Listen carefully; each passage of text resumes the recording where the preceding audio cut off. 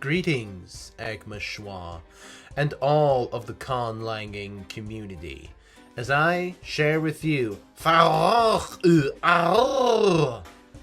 terrible, terrible cursed Conlang. So, what is Yes, that is actually how it's spelled. Because it is pain. It is suffering. It is mind-breaking frustration, and I made this despite the fact that I am severely dyslexic, and I failed out of 2 language classes when I was in school. But anyway, let's get on to the consonants. As you can see, there are a normal number of quite normal consonants. We have na, sa, za, the, ha, la. Except, of course, that's a lie. In reality, this is the list of consonants because we have some lovely non-pulmonic cursed consonants like and among others. Except no, that's a lie too. This is the actual consonant chart. And it contains some terrible, terrible, terrible consonants that you can see here with diacritical R's over them. What could that diacritical R mean? I've never seen that on the IPA, you might be thinking. Well, neither have I. In fact, I don't even know if this is the correct way to classify these sounds, because unless I am mistaken, they belong to that dark and seedy category, that is, sounds that the human vocal apparatus is capable of producing, but no natural language actually uses them. What I am trying to represent with these diacritical R's is that the phoneme is made simultaneously with what I think is a uvular trill. Hence, we have such sounds as sh, etc. It's awful. In addition to these weird trilled consonants that aren't really trills, has a number of very strange vowels, because speakers of this language love nasalized vowels. What's worse, this is actually a lie too. This is the real vowel chart, because yes, you can see speakers of pull this same stupid trill trick with their vowels as well as their consonants. This language has trilled vowels like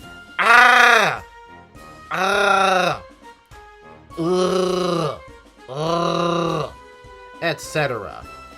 And moreover, they included a very odd sound which is not known to be fully phonomic in any natural language, and linguists are so interested in keeping track of it that they put it on the vowel chart twice.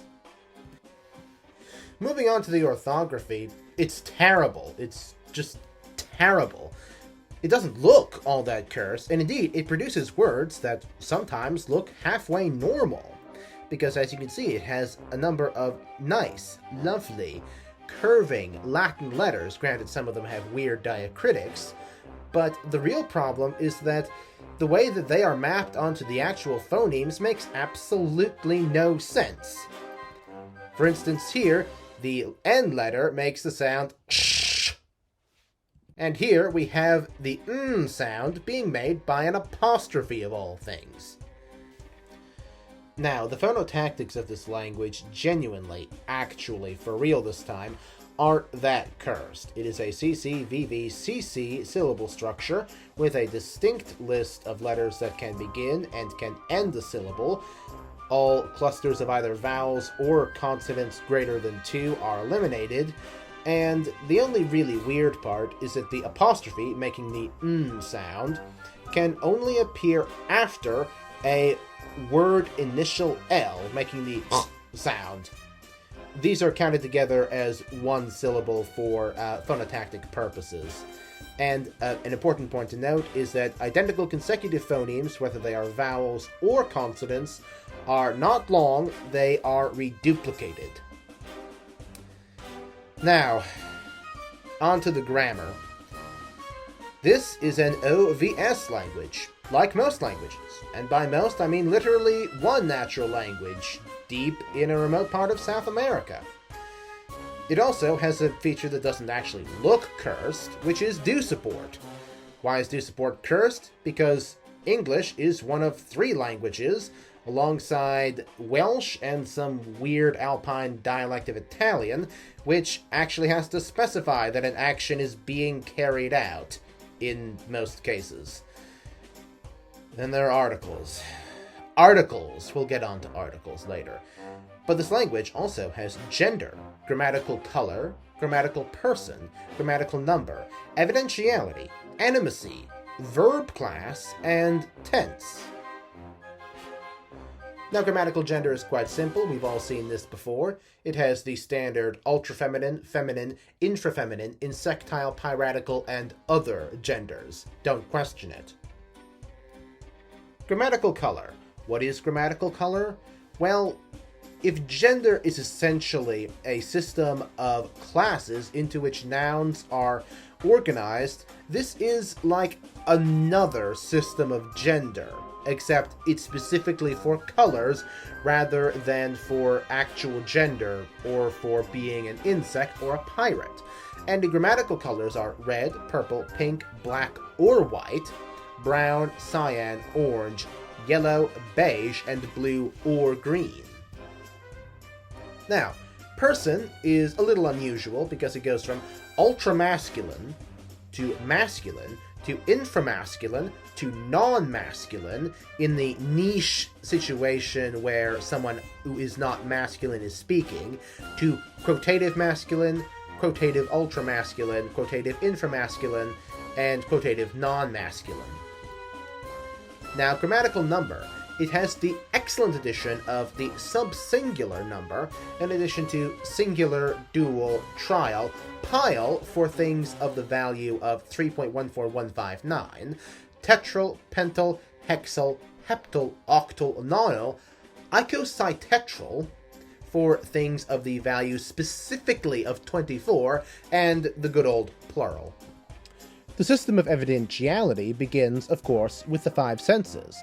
So we have visual, oral, tactile, olfactory, gustatory, reportative, confident inferential, unconfident inferential, deductive, inductive, opinional, cultural for things known to the greater society as a truth but are not eternal truths, personal for things that are known inherently to the self, but cannot necessarily be verified through any other form of evidence, and finally, gnomic. Animacy begins with the highest form of life, which is obviously the hyperformal human, then descending to the adult human, the child or large animal, the small animal, the insect, which is not to be confused with the insectile gender, inanimate objects, weather, astrological phenomena, and finally, abstractions. Perhaps the crown jewel of ish grammar is the verb class system. We've already had 2 different classifier systems for nouns, but this language uniquely has a gender-like system for its verbs as well. Moreover, these are not based on the gender, which the verb is associated with, but rather the time, or the tense, in which it is generally believed to take place. So, we have first the far past, the hesternal for anything that happened specifically yesterday, the hodiernal past, which is in the past but still within the same day, the habitual, the present, the persistent, the hodiernal future for anything which happens between now and sundown, the crastinal, same root as procrastinate, which refers to anything happening tomorrow, the future, and the far future. As for the actual tense system, it just has future and non-future. Now, you might be wondering, how are these systems actually applied? Is it through suffixes? Prefixes? Maybe this language is special and it uses infixes, or maybe tonality, like Chinese. Or perhaps, like, say, Lithuanian, uses all of the above. But no. No. Oh, no. For this language uses mutation to indicate grammatical category. Now, how does it do this? Is it like Irish, where it just mutates the initial vowel or consonant for whatever needs to be indicated? Well, no.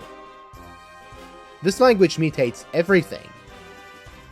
Every vowel and every consonant goes through a unique system of mutation for every single grammatical category that is applied to it, except Evidentiality and Animacy. We'll get to that. Now, how are these mutations actually applied to the words? Is it something rational, like nouns being inflected for their gender and their color, and verbs being inflected for their class and their tense? No, you silly Arizonan cringe-monger. No. That would be consistent, and consistency is stupid, and we can't have that. Instead, nouns and verbs take on the mutations set by each other's grammatical categories. Specifically, nouns take their mutations from the sentence's main verb, and verbs take their mutations from the sentence's subject. Thus, nouns are mutated first for tense, then for verb class, and then for number. Well, they get to keep number. Verbs, on the other hand, are inflected for the noun's gender, the subject's gender, rather, the subject's color, and the person of the speaker.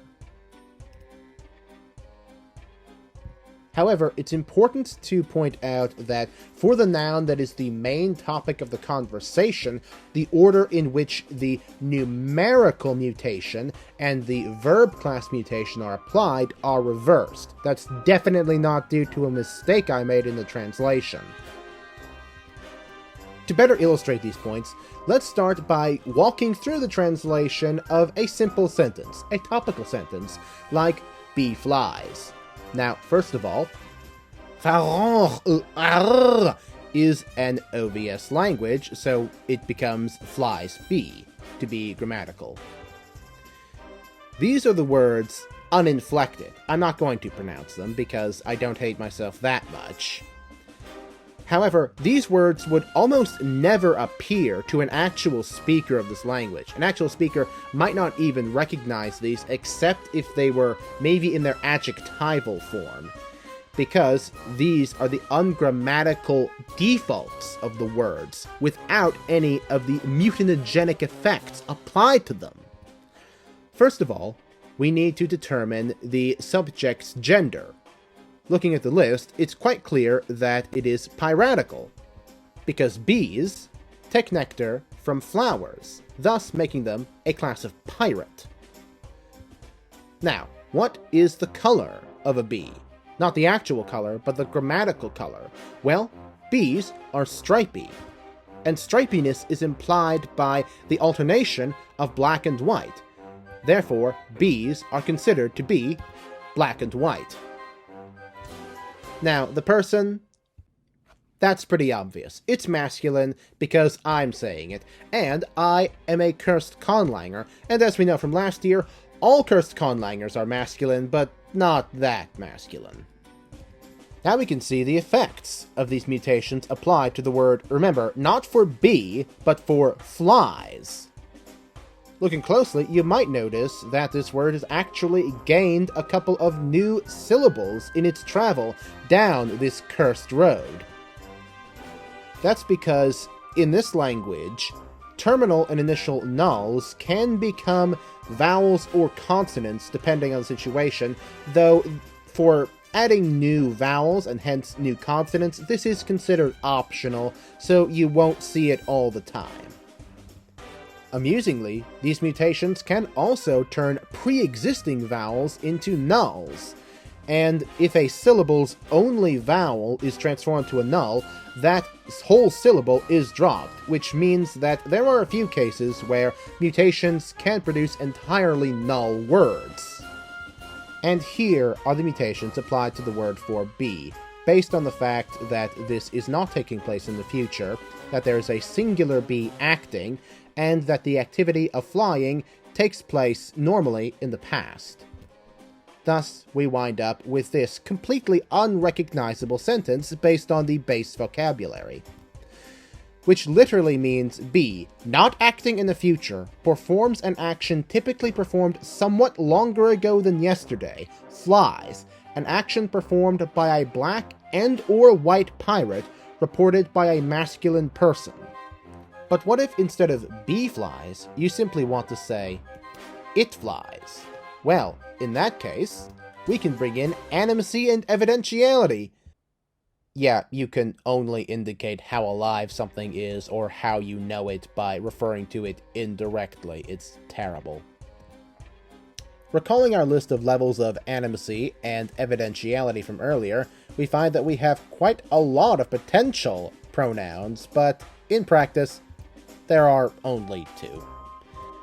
Consulting the chart, we find that this is the one we want.